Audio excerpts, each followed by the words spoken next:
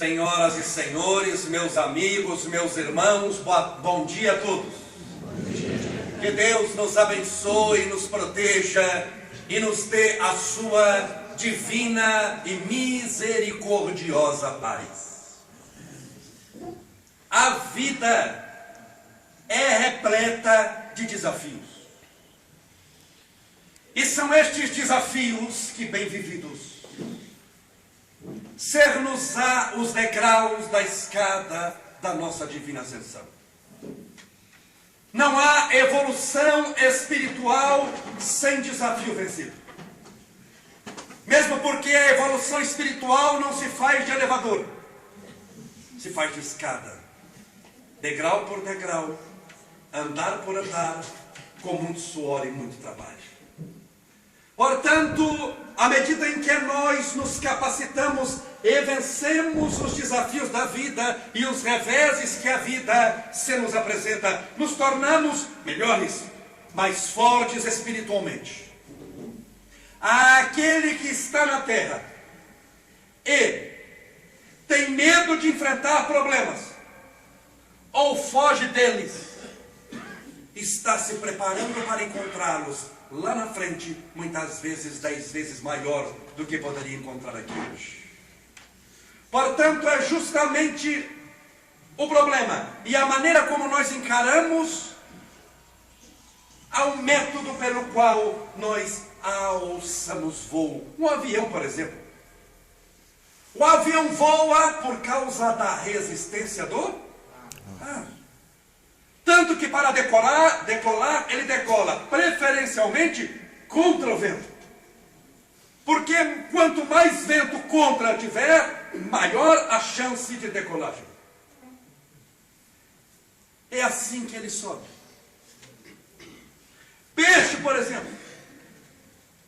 Qual o único peixe que nada sempre a favor da correnteza?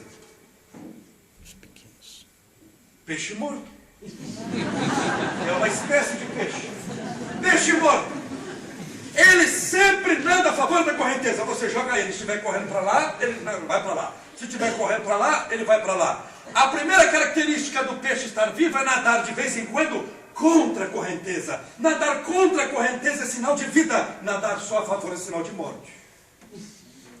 Por isso nem sempre a correnteza é favorável.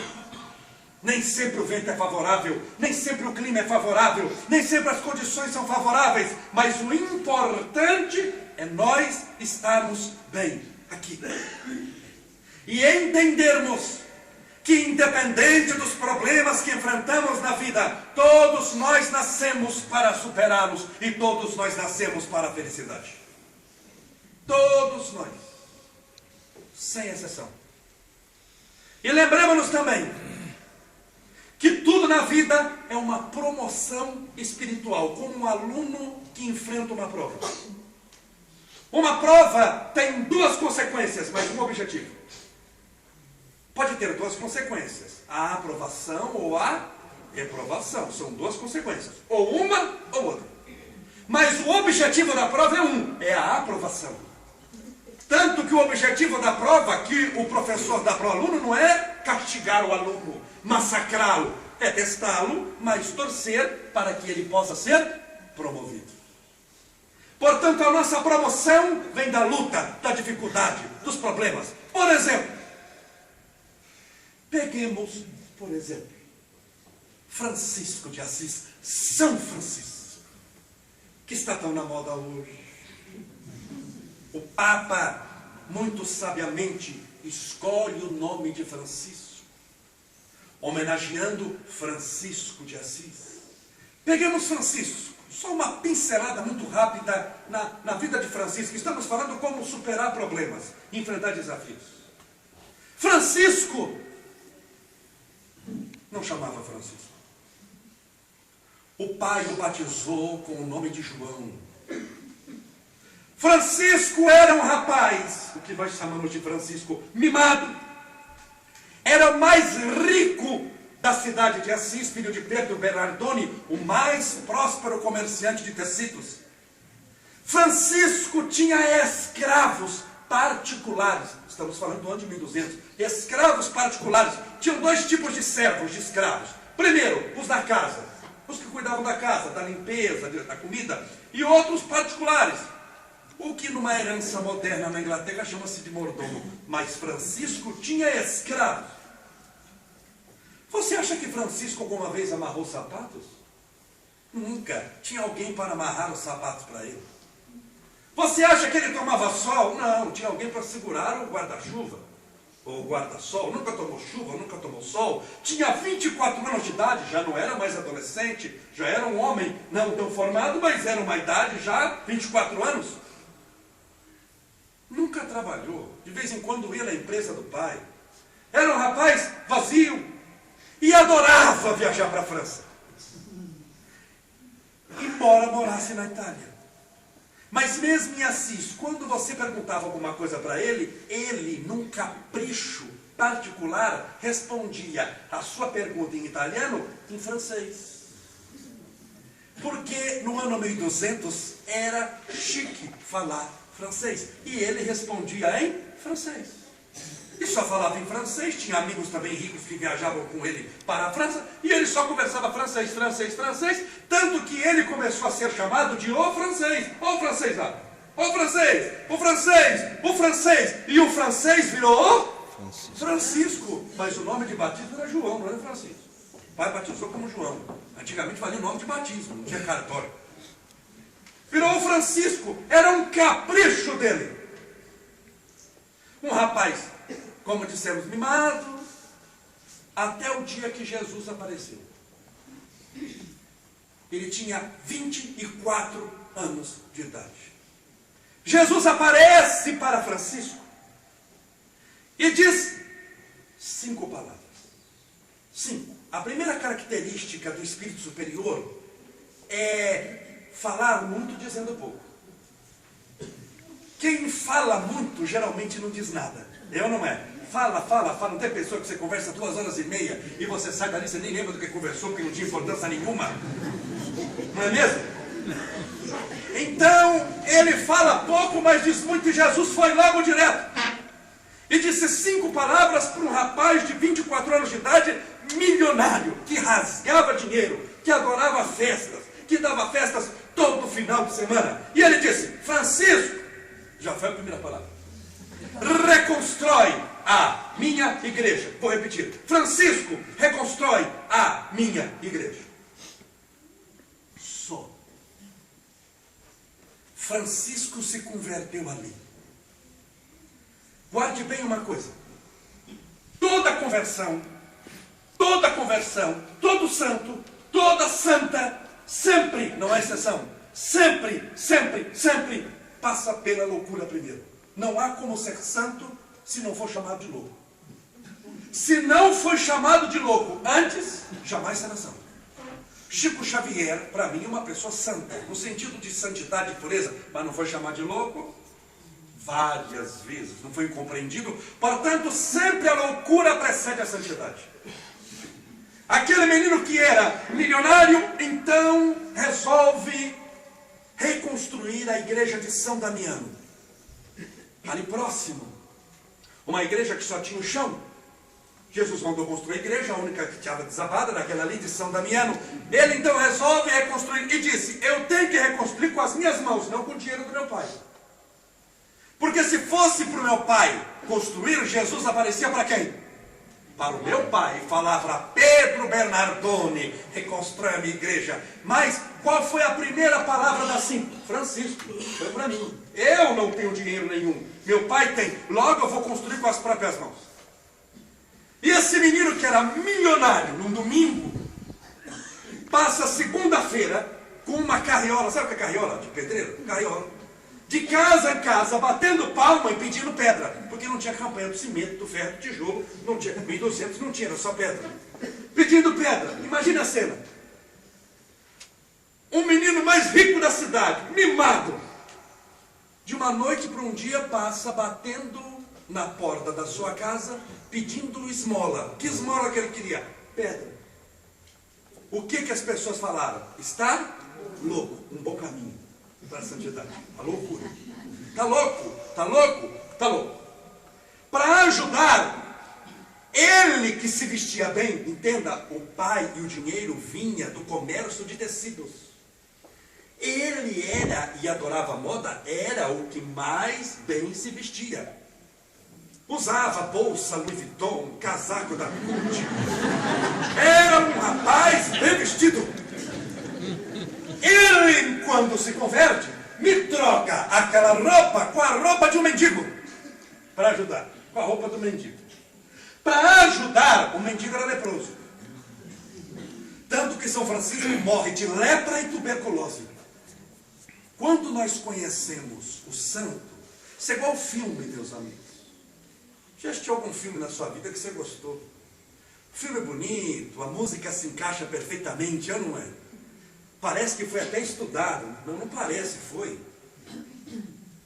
Aquele ator, aquela atriz que não erra uma palavra, que olha um nos olhos dos outros e se emociona, parece que aquilo foi treinado 1000 vezes. Não parece, foi. Um filme de 2 horas muitas vezes gastou-se 1 ano para ser feito, mais 3 anos para ser escrito.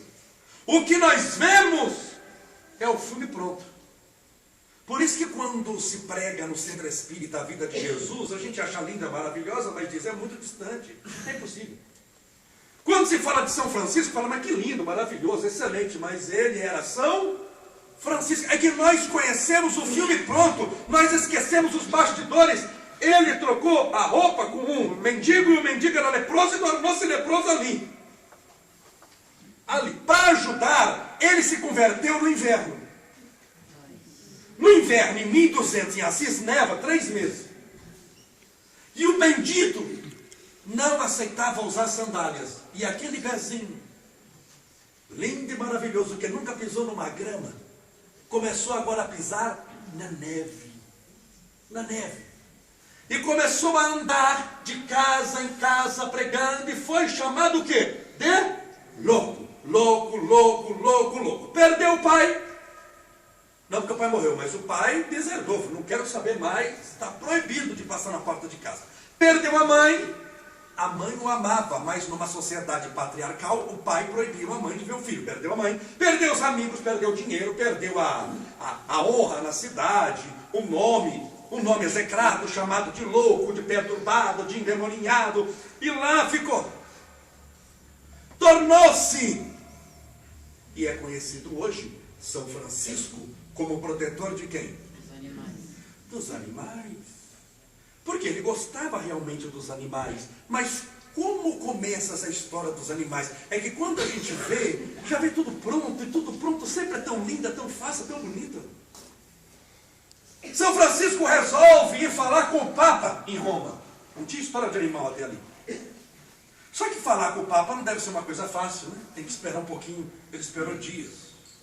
Ele e os amigos dele. E ele resolveu, como estava demorando, pregar na cidade, aproveitar os dias para pregar em Roma, uma megalópole em Roma.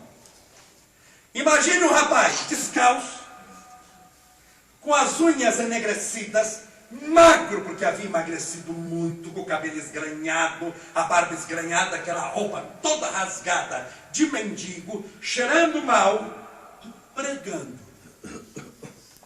Quem parou para ouvi-lo? Ninguém, do jeito que o povo, mas ninguém nem diminuía a marcha, do jeito que vinha, passava. Como hoje, você ouviria alguém todo esfarrapado, descalço, todo sujo, cheirando mal, pregando na rodoviária? Se a gente visse isso, ia falar o quê? Ó o crack. Ó o crack faz mata, eu não é, perdeu a família, perdeu o dinheiro, ó a roupa do coitadinho, passando fome, magrinho, tá um osso esse menino, não é, o crack é droga. Ninguém parou para ouvi-lo. Ele desistiu? Não. Não, se não tem problema. Eu vou pregar para os animais. Aí começou. E ele começou a conversar com os animais. Você vai falar, mas isso eu também faço. Eu converso com o cachorro em casa, parece que ele entende. Só uma diferença. Francisco pregava para os animais por 3, 4 horas. No ano 1200, quando falava que tinha um sermão, o sermão demorava 3, 4 horas.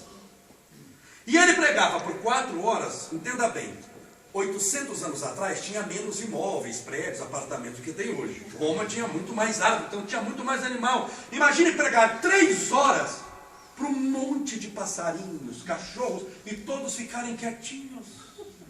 Eles não se mexiam, e por 3 horas nenhum voava, nenhum piava, nenhum cantava, nenhum latia, nada. Por quê? Porque eles entendiam italiano? Não, por causa da vibração. Foi uma pregação dessa que converteu um santo que nasceu na cidade de Lisboa, Santo Antônio de Lisboa, em Santo Antônio de Pádua. Ele era monge agostiniano. Quando vê São Francisco na Itália pregando para os animais, disse: eu quero ser franciscano. Eu quero, e 2 anos depois torna-se franciscano e cuida depois, a pedido de São Francisco, da ordem dos franciscanos menores. Então ele começou a pregar pelos animais por força da circunstância. Ele queria pregar para a gente. Não tinha gente. Vai para os animais mesmo. Irmão passarinho. Que prega para passarinho. Irmão cão. Por isso, quando muitas senhoras me procuram e dizem: meu marido tem hora que se transforma, fica nervoso, irritado, acorda chutando tudo, xingando, ele parece um animal, tem hora. Entrega para São Francisco. Achamos um santo para o seu marido, é o santo sério. Vão se dar bem os dois. É especialidade do santo, cada um tem a sua especialidade.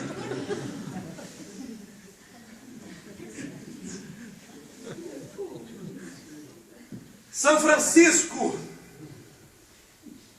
vai construindo a igreja de São Damiano, ou São Damião, construindo, quando ele já era chamado santo em vida. Foi o santo que, um dos santos que foi canonizado mais rápido. Para canonizar precisa morrer primeiro. Ele em 2 anos já era santo. Já foi beato e santo. Foi um dos santos mais rápidos que a igreja canonizou. Mas o bendito era chamado santo antes de morrer. Todos já o chamavam, os seus discípulos, de paizinho e os outros de santo. São Francisco. E ele, depois de anos, já era chamado santo, construiu a tal da igreja. Imagina quanto tempo demorou. Foi inaugurar a igreja. A igreja lotada.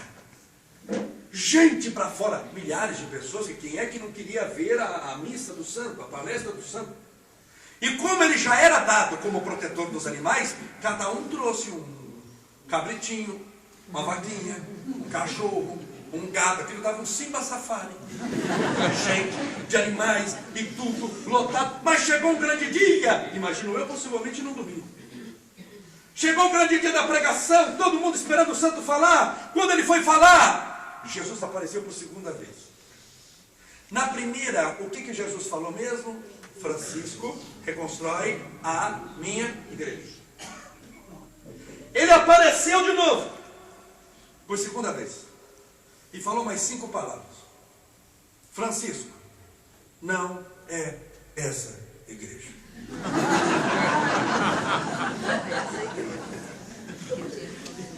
Se sou eu. Porque essa é a diferença entre o santo e o pecador. Se sou eu empreendo Jesus apareceu. O senhor está forçando a amizade.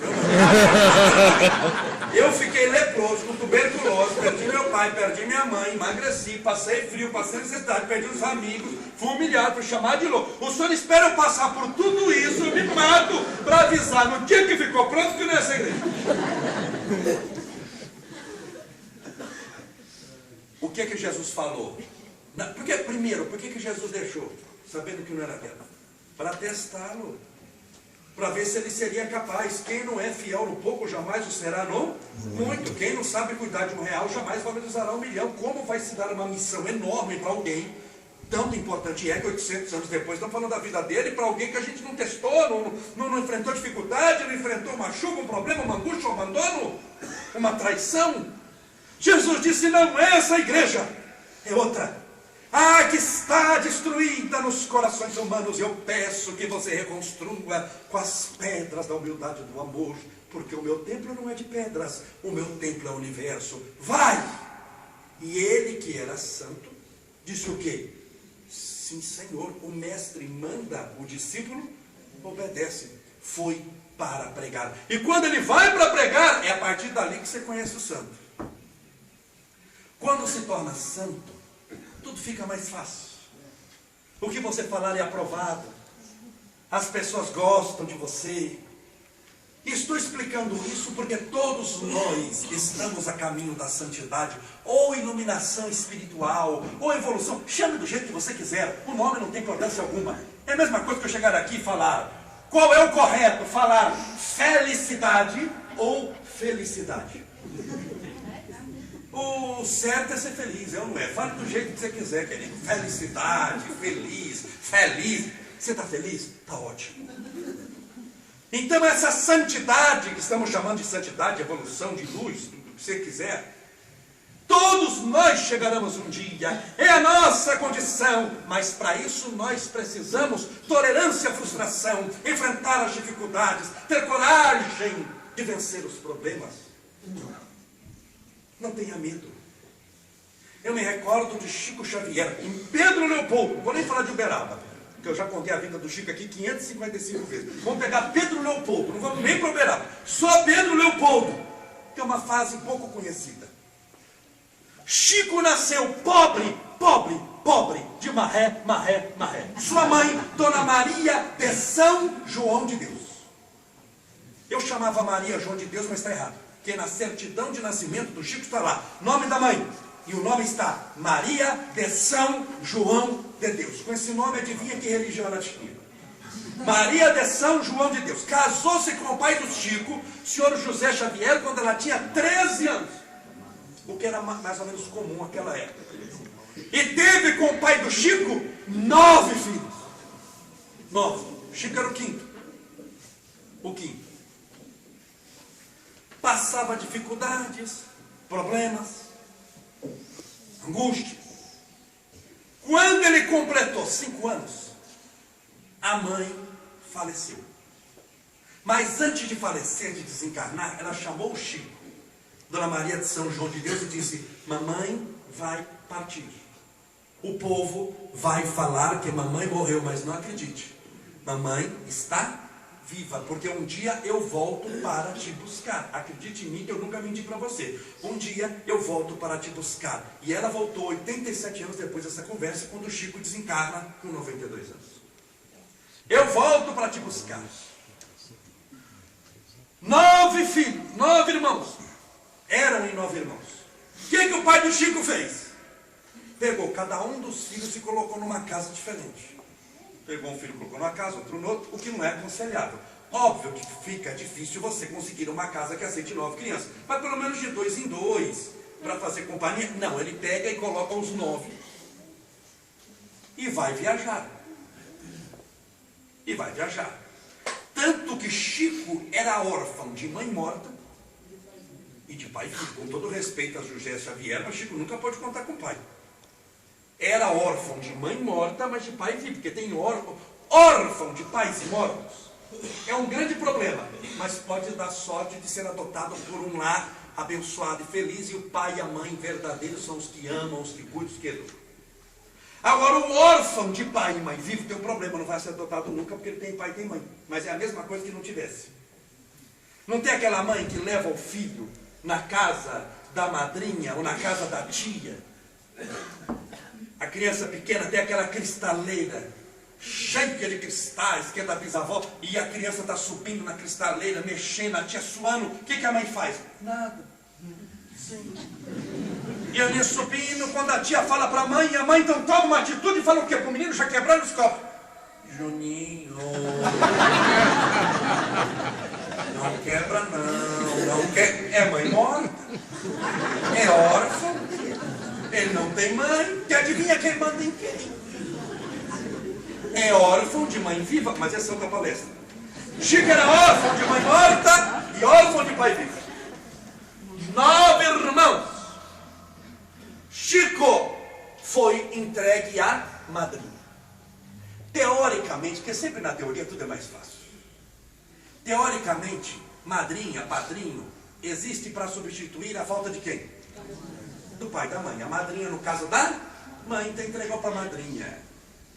A madrinha odiava a criança. Não é que ela não gostava, ela odiava a criança. E ela tinha um ódio particular por Chico Xavier. Tanto que ela dava surras nele diária e conta Chico sempre ao entardecer. Tinha uma hora para ele apanhar. Sem fazer nada.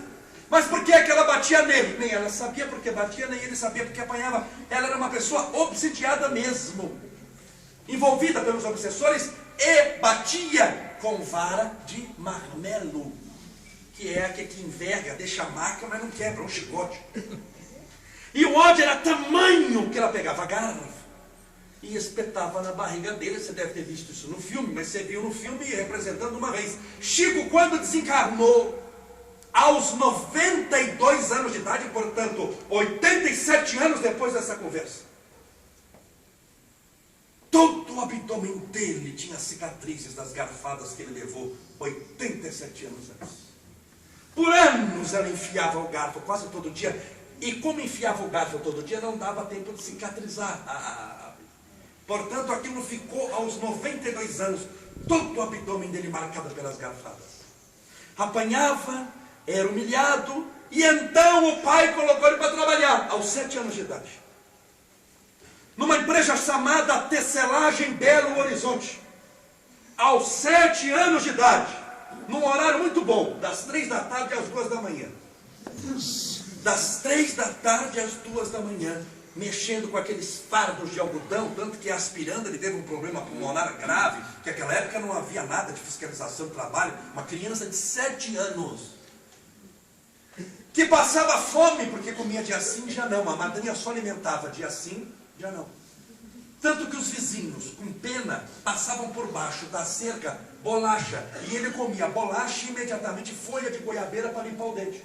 Ele mascava a folha de goiabeira como se fosse um chiclete para limpar os dentes. Porque se a madrinha chegasse e visse o dente sujo de comida, porque ele tinha comido alguma coisa, vara de marmelo e garfo. Passou dificuldades, foi fazer o primário. E só concluiu o primário e reprovou o 3º ano, porque ele dormia na escola. Você saia da escola e ia trabalhar das 3 da tarde às 2 da manhã para no outro dia de manhãzinha estar estudando. Reprovou o 3º ano primário. Que o pessoal fala que poderia ser ele, que é um gênio, né? Reprovou o primário. O 3º ano primário. Conseguiu chegar no 4º ano primário. Foi onde ele conseguiu chegar, onde as forças físicas permitiram. A mãe aparece desencarnada, Dona Maria de São João de Deus, no dia que ele estava apanhando, e diz: quando você apanhar, lembre-se de Jesus que apanhou mais do que você. Não desanime. Um novo anjo bom aparecerá na tua vida. E apareceu na figura do 2º pai de Chico Xavier. Perdão, da 2ª mãe de Chico Xavier, Dona Cidália Batista Xavier. Era infinitamente mais nova que o pai do Chico. Quantos filhos o pai do Chico tinha mesmo? 9 filhos. O pai do Chico era o primeiro namorado dela, uma moça extremamente nova, saída da adolescência. Ela então só faz veja a grandeza espiritual dessa mulher. Ela só faz uma única exigência para casar com você. Eu só caso com você se eu puder, antes de me casar, recolher os filhos que você abandonou. Olha que mulher. E ela vai de casa em casa, de lar em lar, recolhendo as crianças. Quando nós assistimos no filme aquela cena, lembram do pai indo de charrete buscar? Está errado assim. Tem algumas cenas que estão erradas no filme. Aquela cena também que o Chico vai no velório do padre, não tem? Do padre Scarzelo morreu de velho na cidade de Florianópolis. Não morreu em Pedro Leopoldo, mas são cenas que tentam retratar. Então é ela que pega a carroça e vai buscar criança por criança e busca os 9. Casa-se com o pai do Chico e tem mais 6 filhos. O pai do Chico não era fraco, quer dizer. 9 mais 6, quanto dá? Vamos somando. Me ajude na palestra. 15.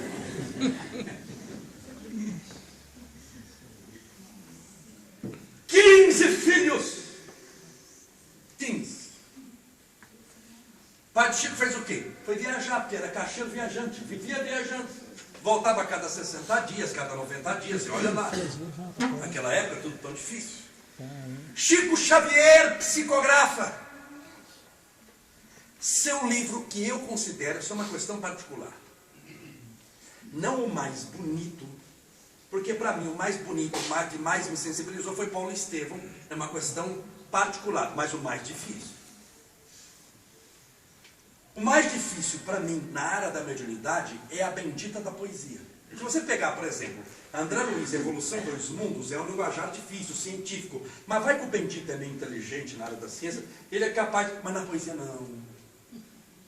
Chico Xavier fazia no original, não podia corrigir, não podia olhar, ele fazia e lia. E você fazer poesia no original, aos 17 anos, de Augusto dos Anjos, Guerra Junqueira, Castro Alves, não é para qualquer um, porque eles têm rima, têm métrica, têm assunto, têm estilo. E o primeiro a analisar as poesias do Chico foi Humberto de Campos, que estava vivo à época. Então, se fosse uma imitação, alguma coisa, na hora um especialista, um grande poeta saberia. E como é que você vai fazer 25 poetas ao vivo e a cores na frente de todo mundo? Tem rima, tem estilo. Pegue, por exemplo, vamos pegar uma trovinha muito simples, não vamos falar navio negreiro de Castro Alves, mas vamos pegar uma trovinha de Castro Alves. Ó, Castro Alves em vida.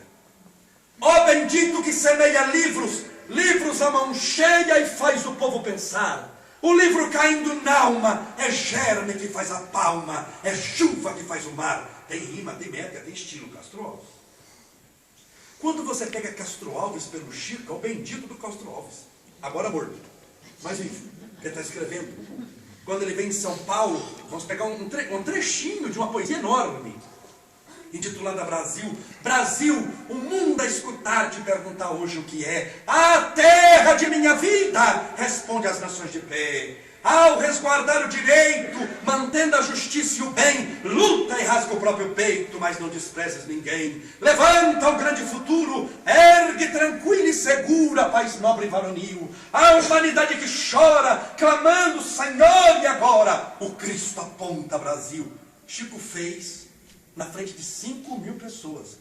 Essa poesia que eu citei um trecho.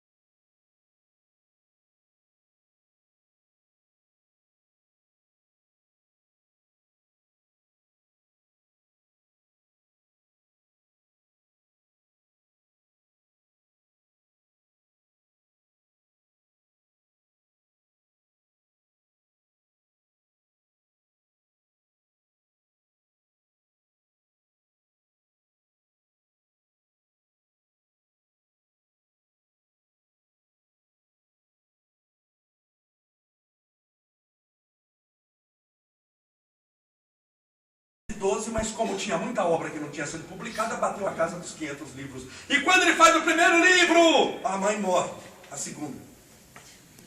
Dona Cidália Batista Xavier vem a falecer, que era braço direito do Chico. Quantos irmãos eram mesmo? 15. O Chico mais 14. Mas como ele tinha que cuidar dele também, são 15 irmãos, contando com ele. Adivinha quem cuidou de todos? Lhe dou um presente. Chico Xavier. Foi o pai e a mãe de todos. Tanto que Chico só se muda em maio de 1956 para Uberaba, depois que ele casou a última das irmãs. Porque antigamente tinha aquela missão do pai casar as filhas E a missão do pai terminava quando ele casava a última filha. Ele fez o papel de pai e de mãe, porque foi ele que fez o enxoval de todas as irmãs. Depois que ele casa a última das irmãs, em maio de 1956, ele muda-se para Uberaba. Mas nós vamos ficar em Pedro Leopoldo, não vamos para Uberaba hoje. Pedro Leopoldo. Foi o maior médio espírita do mundo. E aí mudou de trabalho. Da tecelagem em Belo Horizonte, ele foi trabalhar no boteco. No boteco. Que vendia a especialidade principal, pinga. O dono do boteco chamava-se Juca Bicheiro. Não porque vendia jogo do bicho, mas porque no início do século passado, estamos falando de 1920, 25, em Minas Gerais, no interior, tinha a famosa cachaçinha mineira. E era hábito das pessoas que tinham um trabalho mais braçal passar no boteco cedo e tomar um traguinho da cachaçinha para dar uma esquentada e iam trabalhar. E na volta passavam pelo boteco e tomavam, aí já não um traguinho, mas 2, 3, só Deus sabe quantos traguinhos tomavam. E havia uma cultura entre os mineiros antigos que cachaça matava verme. Matava verme. Matava bicho. Portanto, era muito comum falar, vou tomar um mata-bicho. Tomar mata-bicho, o que era? Tomar uma cachaça. E o especialista em bicho era Juca, o bicheiro, que era especialista em cachaça. E Chico Xavier foi trabalhar no boteco, um excelente local, espiritualmente falando, para o maior médium do mundo se preparar para ir ao centro 8 horas da noite. Um ambiente favorável, que não tem obsessores, que só há o culto do evangelho, as pessoas entram bem. Era no meio de bêbados que Chico Xavier se preparava, mas Chico disse o horário era melhor, porque era das 7 da manhã até umas 7h30 da noite, quando ele saía correndo do boteco e ia para o centro espírita. Centro Espírita Luiz Gonzaga, que não é o sanfoneiro, vem de São Luís Gonzaga, um santo da Igreja Católica. E Chico tinha o braço direito dele, que era o seu irmão José Xavier. E ele precisava do braço direito, porque Chico trabalhou a vida inteira. Ele teve um terceiro trabalho depois desse, na Fazenda Modelo de Uberaba, cujo gerente chamava-se Dr. Rômulo Joviano. Foi lá que ele escreveu, durante 8 meses, uma vez por semana, das 7 da noite às 7 da manhã, o Paulo Estevão, ao que eu me recordei aqui há 5 minutos atrás. Ele trabalhou 35 anos só na Fazenda Modelo, fora o Juca Bicheiro, que foram muitos anos, e fora a tecelagem em Belo Horizonte. Em 35 anos de serviço, no auge da mediunidade, atendendo o povo, cuidando de mais 14 irmãos, ele não deu uma única falta. Ele não deu um único atestado médico em 35 anos de serviço, mas infartou 3 vezes. Fala, como é que alguém infarta e não falta? Simples, é só infartar nas férias. Chico infartava nas férias. Tudo que ia, a espiritualidade tinha um carinho com ele.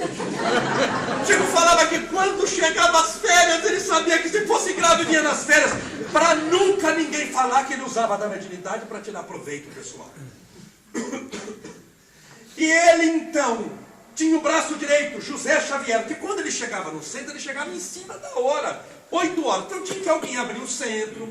Imagine que eram muitas caravanas, porque Pedro Leopoldo não tinha estrutura nenhuma. Pedro Leopoldo hoje, nós estamos em 2013.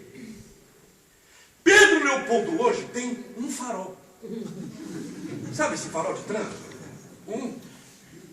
Que é o que liga a rua principal que vai, que também é a rua principal que vem e vai dar na igreja matriz. Tem um farol hoje. Você já imaginou em 1910? O tamanho que era. Então, tinha que alguém receber esse pessoal que vinha de Belo Horizonte, de São Paulo, abrir o centro, mostrando que era o banheiro, conversar. Ninguém conhecia espiritismo, entregar uma mensagem, fazer o culto do evangelho. Alguém tinha que preparar o ambiente. E quem era? O braço direito de Chico Xavier, o seu irmão de sangue, José Xavier, que, por ironia do destino, num acidente vascular cerebral de último grau, tem uma síncope ali no centro e vinha a falecer 2 dias depois. O braço direito dele. Chico sofreu com a morte das 2 mães. José Xavier, isso mostrou no filme. Só que o que eu vou contar não, era casado, tinha esposa e tinha um casal de filhos. Lhe dou um presente se você souber com quem foram morar. Quem cuidou dos filhos do José Xavier e da esposa? Chico Xavier. Aquilo de 15 virava 30 rapidinho, porque tinha filho, tinha neto, tinha isso aqui, e morreu, fica com o Chico. Para ajudar a esposa de José Xavier, que tinha falecido, que era o braço direito dele, 1 ano e pouco depois, teve um problema mental tão grave, mas tão grave, que teve que ser internada numa casa de saúde mental. E veio a falecer nessa casa de saúde mental 2 anos depois. Só que essa mulher tinha quantos filhos? 2 filhos, um casalzinho. Adivinha com quem ficou as crianças? Querida, com o Chico. Para ajudar, o menino era paralítico. E tinha um problema gravíssimo mental que não permitia ele ler, escrever, estudar, nada. E o menino gritava o dia inteiro. Gritava, desde que acordava, 7 da manhã, meia-noite. Gritava, gritava, gritava. E só parava de gritar no colo de Chico Xavier. Chico Xavier, que precisava psicografar, fazia o quê? Colocava o menino no berço. Sabe aqueles berços de madeira que chacoalham de lado, assim? Não? Você tem uma coisa assim que chacoalha de lado? Chico psicografava na mesa, concentrado, psicografando. A maioria dos livros que você conhece, entre eles André Luiz, muitos livros vêm lá de Pedro Leopoldo. Psicografava André Luiz e com o pé esquerdo balançando o berço para o menino, que veio a falecer 18 meses depois da morte da mãe. Então, se nós pegarmos, só estou em Pedro Leopoldo. Eu nem fui para Uberaba, que é onde são os grandes testemunhos de Chico Xavier. Aqui é só assim um aquecimento. Por isso, quantas pessoas, Rezende, se chegam e falam: eu queria ter a mediunidade de Chico Xavier. Ah, é lindo. A mediunidade eu também queria. A gente só não queria passar o que Chico passou. Balançar o berço, enterrar o irmão, passar fome, necessidade. Agora, fazer evolução de elevador, todos nós queremos. Portanto, pensemos nisso. Perante as dificuldades que nós passamos, que elas servem para nós. Você está fugindo delas. Você é como um leão. Imagine que alguém aqui cria um leão. Aqui num sítio vizinho, o leão escapou. E entrou aqui no centro. O leão dá uma rugida, você já percebeu que o negócio ficou difícil. O leão rugiu lá e você está aqui onde eu estou. Quais atitudes você tem para com o leão? Que um leão solto é um problema, o leão não te conhece, você não conhece o leão, vocês nunca foram apresentados. Vai saber se esse leão, né, a índole do leão, você vai perguntar para ele. Você vai dizer: irmão, não dá para fazer agora, não é? Não dá para você virar São Francisco na base do empurro. Você tem algumas atitudes. Primeiro, fugir do leão. O leão entrou lá, tem porta aqui, eu vou pela porta. Fugir do leão. Fugir não é uma atitude? Sim ou não? Fugir. Tem mais? Tem mais? Vamos imaginar que não tem porta. Estou encurralado, o leão vem. O que eu faço? Luto com o leão. Tarzan lutava, eu vou morrer lutando. Não. Luto com o leão. É uma das hipóteses. Vamos imaginar que eu tenho uma faca aqui, alguma coisa, eu dou um guarda-chuvada no leão. Eu vou lutar com o leão, por força da circunstância. Tem mais opção? Tem. A especialidade da humanidade. Ele não luta e ele não foge. Ele nega a presença do leão. Eu fecho os olhos, o leão vindo e falo assim: não há leão. Não há leão. Não, e uso o poder da minha mente. Não há leão. E acordo um além dizendo o quê? Havia leão.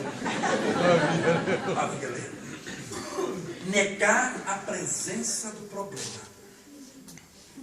A palestra não é para mim, nunca vi leão na minha vida. Mas serve para aquela mulher casada que tem um marido alcoólatra. Ele chega em casa bêbado todo dia, ela faz de conta que ele não bebe, ele faz de conta que não é alcoólatra. Não está negando a presença do leão? Sim ou não? Tem 1 milhão de maneiras. Tem um problema e diz o quê? Já sai correndo do problema. Não é negando o problema para encontrá-lo lá na frente de forma piorada. Falamos isso aqui no início da palestra. Então não negue o problema, enfrente o problema de frente. Enfrente o problema. Se Chico Xavier, se Francisco de Assis procrastinasse, empurrasse com a barriga, deixasse para amanhã o que era para fazer hoje, nunca Francisco teria se tornado São Francisco e Chico teria se tornado Chico Xavier, o grande médium espírita que nós conhecemos. A melhor hora é já, o melhor momento é agora. Então, fazer o que deve ser feito sem ter medo. Existem pessoas que chegam para mim depois da palestra e falam: ai, mas eu estou triste, eu estou sofrendo, porque eu estou passando por uma depressão. Graças a Deus. Uma ótima notícia.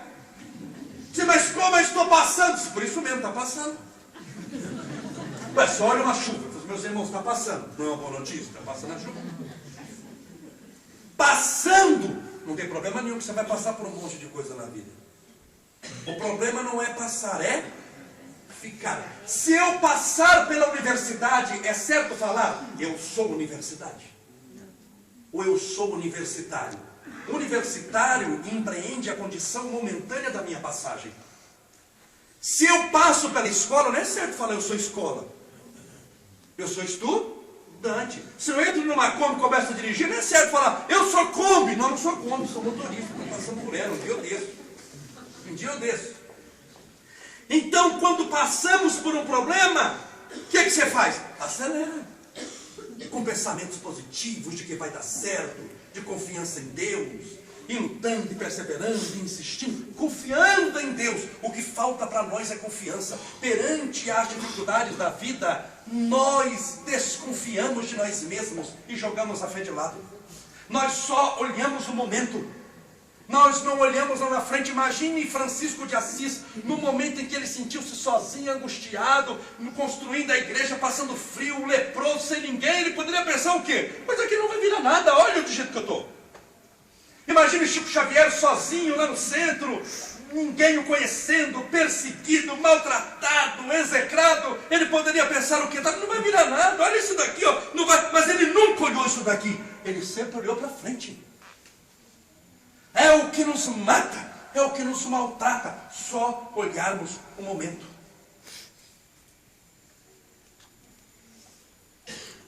Peço licença para citar um exemplo pessoal, não porque eu seja exemplo, mas exemplo do que não se deve ser feito.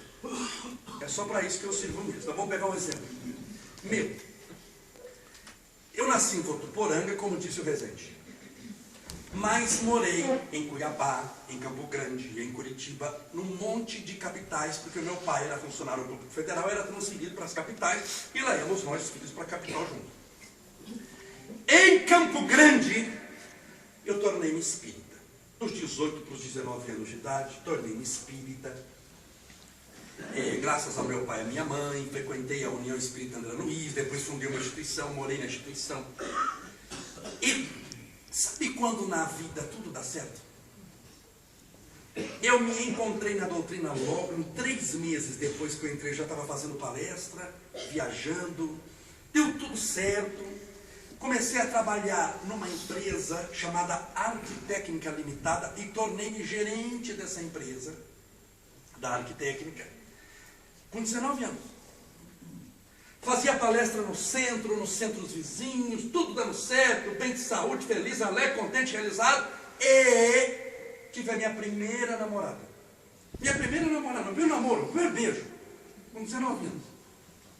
Minha primeira namorada, tudo dando certo, encontrei o grande amor da minha vida. Tudo dando certo até o dia que a namorada chegou para mim no centro e disse: quero terminar o namoro. É uma coisa muito difícil, primeira namorada, mas faz parte, faz ou não faz? Só que ela, entusiasmada, resolveu contar o porquê ia terminar. Nunca faça isso.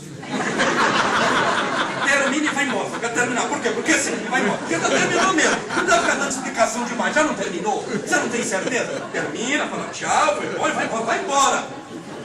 Ela, na inocência, na pureza, resolveu contar por que queria terminar. Ela nunca devia ter feito isso. E ela disse, resumindo aqui, que ela estava gostando de outro. Bom, se ela estava gostando de outro e era minha namorada, ou seja, ela já estava gostando porque já tinha conhecido o outro. Você gostar, é ou não é? Possivelmente já estava ficando com o outro. E eu descobri depois que já estava mesmo. Meu primeiro namoro, 19 anos de idade. E você já começa...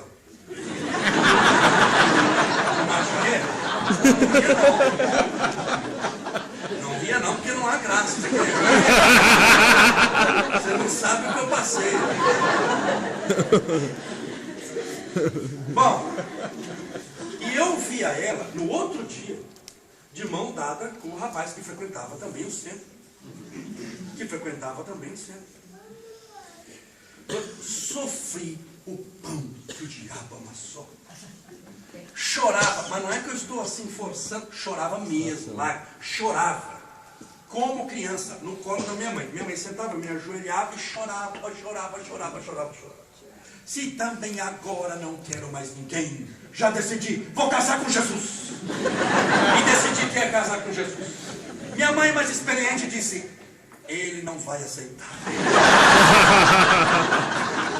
Eu falei, me caso com Maria. Eu fui só trocando santo, eu queria casar. Aquela revolta, aquela coisa. E comecei a pensar, por que é que vai acontecer comigo? O que eu fiz de errado? É a primeira pergunta. Por que eu fiz de errado? Se eu tenho feito tudo certo, dou passo, faço palestra, estou bem, nunca prejudiquei ninguém, nunca matei, não fiz fofoca, nada. O que é que eu fiz de errado? E por que foi acontecer isso? E sofri. Mas passei o pão que o diabo amassou por uns 6 meses. Eu sofri muito. Mas nada como o tempo. Há 6 meses, 1 ano, 2 anos, 10 anos passaram. Mudei de lá, mudei para São Paulo. Hoje eu moro em São Bernardo do Campo, mas mudei para São Paulo e voltava sempre para Campo Grande no meio do ano, no final do ano, para visitar o meu irmão, minha mãe e o meu pai, que moravam em Campo Grande. Moravam a 1 quarteirão do shopping e eu ia bem para o shopping, tomar um cafezinho para enrolar um pouco, passando uma semana em Campo Grande. Um dia, isso 10 anos depois, se não for mais, nem lembrava mais. Estou eu no shopping, tomando um café, sabe aquelas que no meio do shopping tem aquela cafeteria, tomando um cafezinho expresso. Quando eu coloco o café na boca, que eu olho.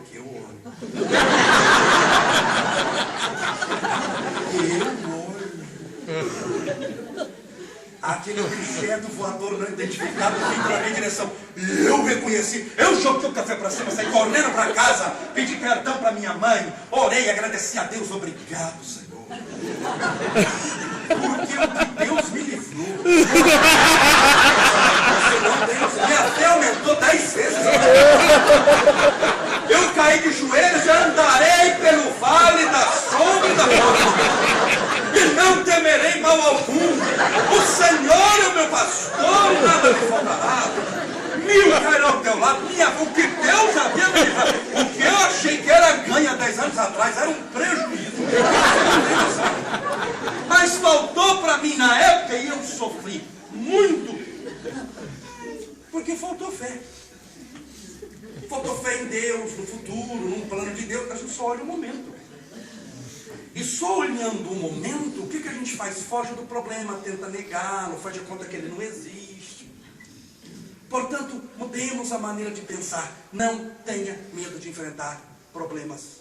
Não tenha medo, porque você não vai enfrentar problema para sempre. Tudo passa nessa vida, meus amigos. Tudo é passageiro. Não tem acreditado? No final, tudo dá certo? No final, espiritualmente falando, materialmente não. No final dá errado. Morre, é atropelado, o carro explode. Materialmente, esse ditado não funciona. Mas espiritualmente, em matéria de vida eterna, é certo falar, no final, tudo dá certo. Ah, mas a minha vida não deu certo ainda. Porque o final ainda não chegou. Continue vivendo, continue fazendo, continue lutando, continue insistindo, continue perseverando. É assim que nós devemos viver. Para concluir,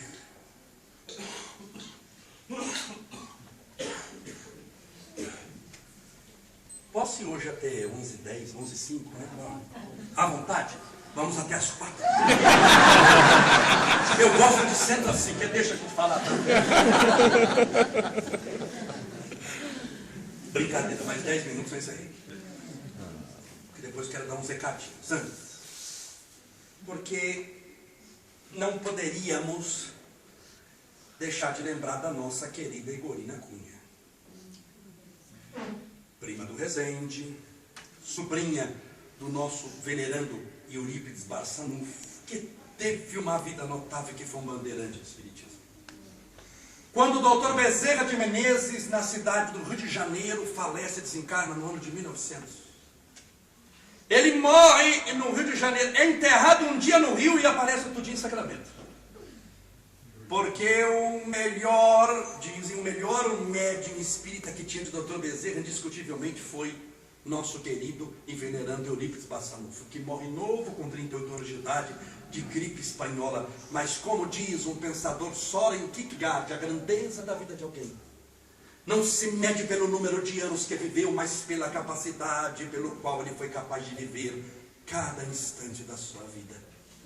Por isso que o muito sem Deus é nada, e muitas vezes o pouco com Deus é muito. Ele viveu o necessário e viveu bem.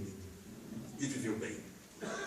E deixou entre 1 milhão de legados, um especial, o bendito do culto do Evangelho, que completou mais de 100 anos de idade, 102 anos de idade, se eu não me engano, 103 anos de idade, feito todo santo dia, às 9 horas da manhã, culto que começou com Eurípides e continuou com a família e com a que ficou mais famosa nos últimos tempos, que morava em Sacramento, era a nossa querida Igorina. Teve agora a Nizinha cuidar, mas a Igorina com aquele carinho, com aquela atenção recebida, um local de uma vibração fantástica.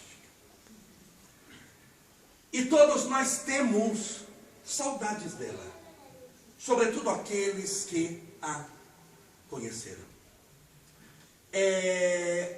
Dizem que a morte, o desencarne, é como alguém que sobe num barco. E esse barco sai a navegar de uma praia, que era a praia que ele estava, a praia dos chamados vivos, para uma outra praia, a praia dos chamados mortos, do mundo espiritual. Se ele está no barco e olha para trás, ele vai ver lenços brancos acenando de saudade. São aqueles que o amam e que estão acenando de saudade, chorando de saudade, dizendo adeus, vai em paz. Mas se essa mesma pessoa olha para frente, para outra praia e vê onde vai chegar, ele vê também aqueles que o antecederam na hora da morte, acenando lenços, dizendo: seja bem-vindo, porque nós te esperamos. O sentimento nosso para com a Igorina não poderia ser outro a não ser de gratidão, mas também, sobretudo, de saudade. E falando de saudade, nestes 5 minutos finais, eu me recordei agora de um episódio acontecido um pouco depois de 1900 na cidade de Londres, quando um dos maiores circos da Europa, que eram de 2 irmãos, cujo sobrenome era Barnes, e o circo chamava Barnes and Barnes Circus, extremamente famoso, sobretudo pelo seu número com animais, o que hoje é proibido no Brasil, números circenses com animais, mas naquela época era a maior atração, e eles importavam animais do mundo inteiro. Havia um elefante neste circo de nome Bozo, que tornou-se extremamente rebelde, B-O-Z-Z-O, Bozo, que tornou-se extremamente rebelde, e na hora da apresentação, e não obstante estar acorrentado por uma das pernas, e o domador usar um gancho que ele bate aqui na virilha do elefante, mesmo assim o elefante ficava mais irado e ameaçava o público que chegava a correr. O circo não queria se arriscar, um elefante de 4, 5 toneladas, no meio do público, era morte na certa. Manter um elefante de 4, 5 toneladas não é fácil, porque é muito custo, e o circo visava custo, visava lucro. Custava demais, e ficou naquele dilema: o que se faz com o elefante, o que se faz com o elefante, o que se faz com o elefante. Esse episódio é verídico, aconteceu na cidade de Londres. O que se faz, e pergunta para um, pergunta para outro, quando por sugestão da polícia inglesa, da Scotland Yard, eles aconselham sacrificar o elefante. Porque disse, vai virar caso de polícia, é melhor matar o elefante. E o circo então decidiu matar o elefante. Mas um dos irmãos pensou o seguinte: se nós matarmos aqui atrás, vai matar, enterrar, só eu e você que vamos matar. Já que vamos matar com autorização da polícia, a polícia que autorizou, por que não fazer disso um grande espetáculo? Nós não vamos cobrar, mas vamos divulgar o circo, vamos distribuir ingressos. É uma promoção para o circo muito grande. E eles resolveram fazer isso, e desnecessário dizer que os ingressos foram disputados à tapa, porque muita gente quer ver sangue, quer ver morte. Vê-se hoje, 200 anos depois, quando você espreme o jornal e sai sangue, assiste televisão e só tem morte, a pessoa gosta de sangue. Aquilo foi disputado à tapa, os ingressos. Para 60 dias depois, a morte do elefante, num grande espetáculo que culminaria com a morte do elefante. O circo lotado de gente. Anunciaram no jornal, porque era propaganda do circo. Era a propaganda do circo, anunciaram nos jornais. Chegou a hora, o elefante trancafiado por uma da perna, e tinha jaula, uma das pernas, e tinha uma jaula, sem teto, mas uma jaula prendendo o elefante. Teve alguns números antes, o circo lotado. Quando chegou o grande finale, vamos sacrificar o elefante, um senhor sai da plateia, andando, porque não tinha seca proibindo, sai com um terno, mas muito simples, um sapato meio estranho, daqueles tipo ingleses, tipo indiano. Tem muito indiano na Inglaterra, a Índia foi colônia da Inglaterra. Ele chegou, se apresentou para o dono do circo, o povo olhando, chegou com um papel nas mãos, disse o seguinte: eu gostaria, antes de matar o elefante, vão matar, mas eu vi no jornal, está anunciado há 60 dias, eu vim assistir, eu gostaria de entrar na jaula com o elefante. O que o dono do circo falou? Em hipótese alguma, nós estamos matando o elefante justamente porque ele pode matar alguém. O senhor está o quê? Querendo se matar? Ele disse, não, eu quero entrar na jaula, estou pedindo esse direito. Falei, de jeito nenhum, que o senhor pode morrer. Ele falou, se eu morrer não vai acontecer nada com o circo, porque eu registrei em cartório essa minha vontade. Como eu sei 60 dias que isso ia acontecer, eu registrei em cartório. O dono do circo pegou, estava registrado em cartório mesmo. E o povo, vendo a conversa, começou a dizer o quê? Entra. Lembre-se, a maioria quer sangue. Entra. Porque todo mundo estava lá para ver a morte do elefante mesmo. Entra. Tinha o documento, era legal, não era falsificado. Eu, fulano de tal, assumo a responsabilidade. Como estava fazendo sucesso, eles gostam de sucesso, abriram uma jaula, colocaram para dentro e fecharam a jaula. Aquele elefante nervoso, o homem começou a cantar num idioma estranho que ninguém dali conhecia. Uma música bonita, só ele cantando, o elefante foi se acalmando, até que o elefante abaixou e colocou a perna direita. O homem colocou o pé direito, subiu na perna e sentou no elefante. E começou a controlar o elefante se controla por trás da orelha. Se você cutuca atrás da orelha direita, ele vira para a esquerda. Se você cutuca a esquerda, ele vira para a direita. E ali ele ficou dentro da jaula, o povo olhando, e o homem cantando. Quando ele pediu se podiam soltar o elefante. O que o povo disse? Solta. Soltaram. O elefante estava mais ou menos controlado. Ele cantando, andou pelo picadeiro por uns 10, 15 minutos. Por uns 10, 15 minutos, andou por ali, ficou cantando. Todos começaram a bater palma, porque viram que o elefante era dócil como um gatinho. Não era violento, coisa nenhuma. Alguma coisa tinha acontecido com aquele elefante. Quando então o homem desce, o elefante se ajoelha, que era elefante treinado, já era elefante adulto quando compraram, desce. E o homem explica no microfone para todos. Não tem milagre nenhum, eu não sou mágico. Esse elefante é indiano. A Índia tem uma língua oficial e 27 dialetos diferentes. Esse elefante nasceu num local cujo dialeto é o Pali, o mesmo lugar que eu nasci. Esse elefante foi acostumado a ouvir Pali quando foi treinado. Esse elefante As crianças brincam muito com o elefante, que é sagrado na Índia. Ele acostumou-se a ouvir as crianças em Pali. Cantavam para ele em Pali. Portanto, agora só falam inglês com ele. E ele, o Bozo, não fala inglês, ele fala Pali. Portanto, o que ele tem é saudade da Índia. O que ele tem é saudade do Pali, do seu idioma. Não o sacrifiquem. Então, não sacrifiquem o elefante. Quando o homem olha direito, quem assinou? Era o Prêmio Nobel de Literatura. Autor chamado Rudyard Kipling, autor do livro muito famoso chamado Mowgli, o Menino Lobo. Não sei se os amigos já ouviram falar, que era vegetariano e amava os animais. Ele disse: o que o elefante tem é saudade. Portanto, o que eu posso dizer, e eu tenho a história de Rudyard Kipling e do elefante no circo em Londres, para dizer que o que nós sentimos agora é saudade da nossa querida Egorina Cunha.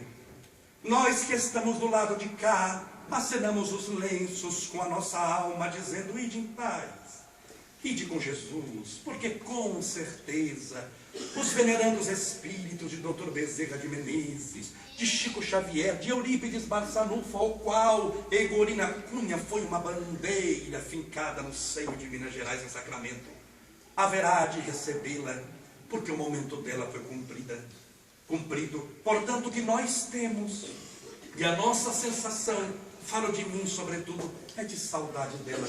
E o que eu posso dizer é: ide em paz, ide com Deus.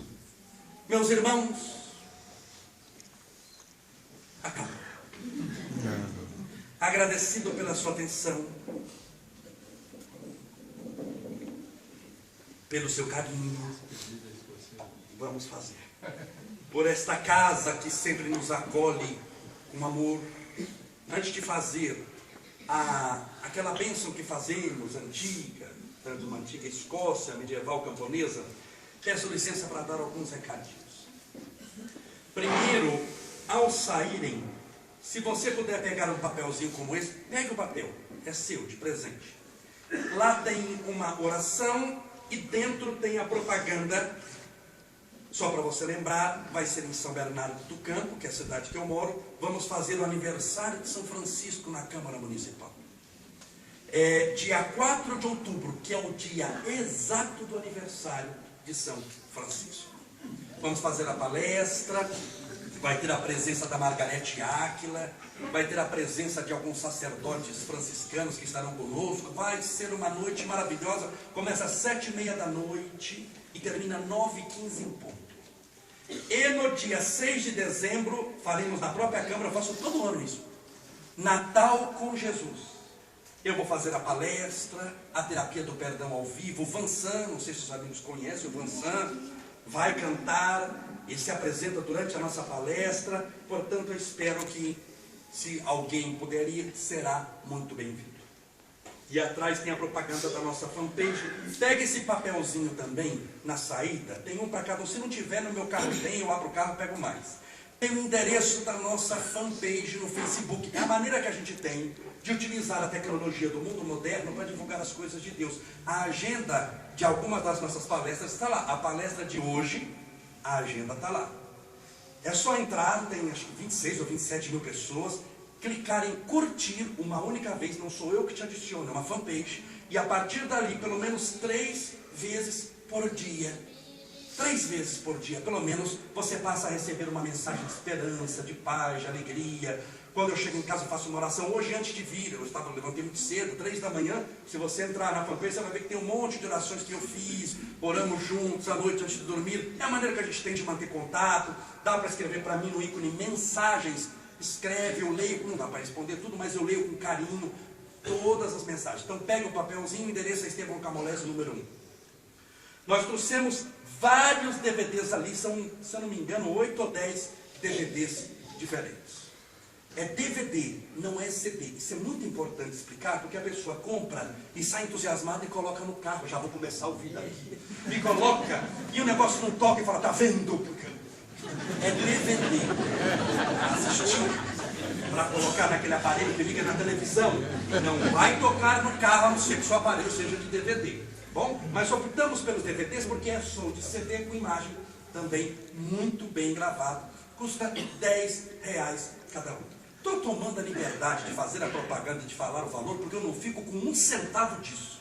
Todos sabem aqui que eu tenho a minha profissão. Não fico com 1 centavo nem para pagar gasolina. Eu vou descontar o da gasolina, não desconto nada. 100% disso vai para as obras que nós cuidamos lá em São Bernardo do Campo. Cada hora tem uma atividade especial que a gente tem que socorrer e tem que fazer. Tem o DVD da palestra parecida com a de hoje, Entendendo os Desafios da Vida. Tem o do Chico Xavier. Tem 2 DVDs do Chico que são totalmente diferentes um do outro. Esse daqui é só gravado em Uberaba. De palestras nossas no Grupo Espírita da Prece, de curiosidades no Centro do Chico. E tem mais um monte de DVDs lá que a Jurema está naquela mesa no final vendendo. Tudo bem? Mas é importante lembrar que toda a renda, toda, não é parte, é beneficente. Mais uma vez, Darcy Rezende, nossos irmãos, amigos que aqui estão, agradeço a sua atenção, o seu carinho, a sua tolerância e o suportar por esta 1h e 15 minutos. Para nos despedir e devolver a palavra à direção da casa, faremos aquela bênção muito antiga, de muitos séculos atrás, de uma Europa medieval, camponesa, feita antes do descobrimento do Brasil por pessoas analfabetas, mas simples e puras de coração, ao empreenderem as longas viagens e se despedirem das pessoas que mais amavam. E a bênção, muito simples, era mais ou menos assim: que os ventos sempre soprem suas costas, impulsionando o avante. Que o sol sempre brilhe em seu rosto, trazendo luz, esperança, alegria de viver em sua vida muitas vezes difícil. Que as chuvas sempre caiam em abundância nos seus campos.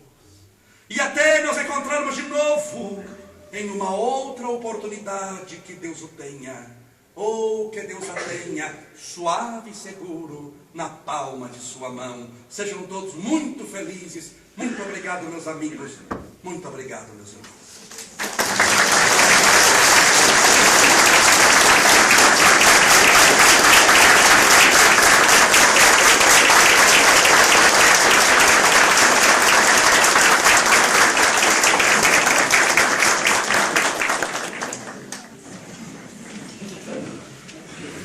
Nós agradecemos imensamente o Estevão. Ele tem um dom de colocar tudo certinho, né?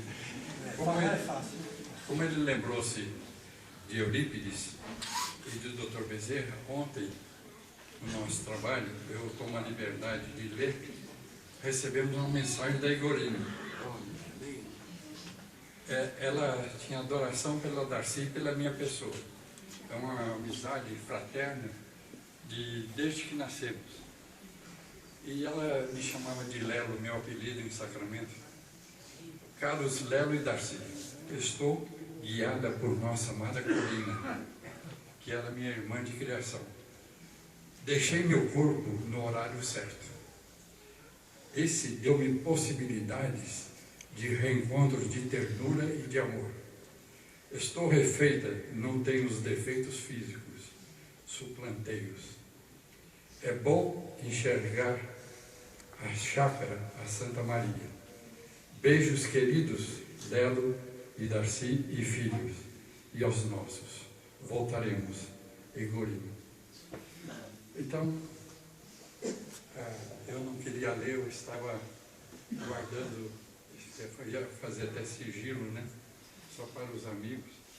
Mas como você falou de Eurípides com Bezerra, recordei-me que a Igorina, todo dia, às 6 horas da tarde, ela saía do corpo com André Luiz e ia orar no nosso lar.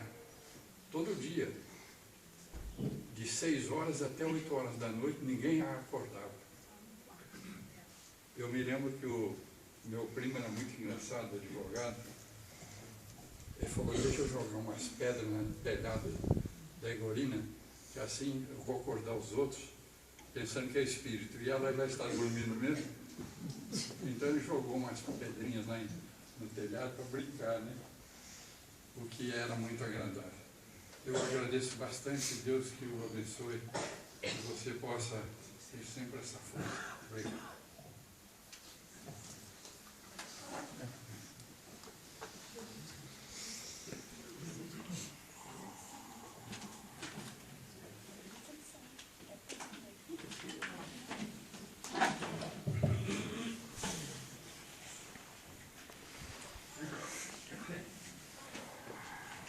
Então vamos, num só pensamento, nos dirigir ao Pai Celestial de amor e, sobretudo, de misericórdia que nos permitiu nesta manhã, nesta casa. Obrigado, Pai, pela bênção que fez cair sobre nós. Obrigado, Jesus, pela luz do seu Evangelho, que tanto nos consola, nos fortalece, Senhor, e nos orienta, para que sigamos seguros, com fé, seguindo teus passos, Jesus, como ao Pai de amor. Que a sua paz permaneça conosco, nos sustentando, Mestre, hoje e sempre, e que possamos levar para os nossos lares, para o nosso convívio, todas as energias de amor que aqui experimentamos. Que assim seja.